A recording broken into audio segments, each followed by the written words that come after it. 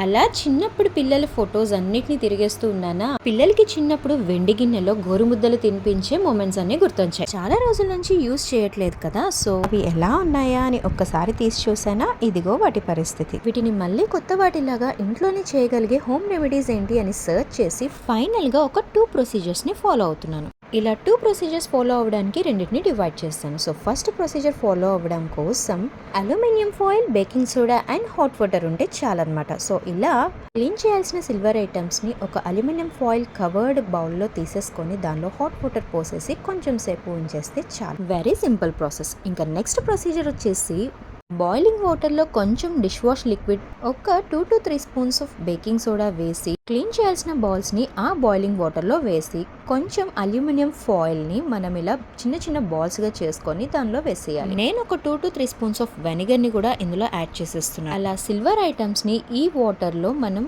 ఒక 15 to 20 minutes boil చేయాలి. Boil చేసిన తర్వాత స్టవ్ ఆఫ్ చేసేసి అలాగే మార్నింగ్ వరకు ఉంచేస్తాను. ఈవెన్ ఫస్ట్ ప్రొసీజర్లో ఫాలో అయిన వాటిని కూడా. బట్ స్టిల్ నాకైతే రిజల్ట్ ఏమంతగా అనిపించలేదు. బట్ మీరు ఎప్పుడైనా ట్రై చేస్తే మీకు అది వర్కౌట్ అయిందా నాకైతే కామెంట్స్లో షేర్ చేయండి. చాలా వీడియోస్లో మాత్రం మంచి రిజల్ట్ చూపించారు, బట్ అనుకున్న రిజల్ట్ నాకైతే రాలేదు.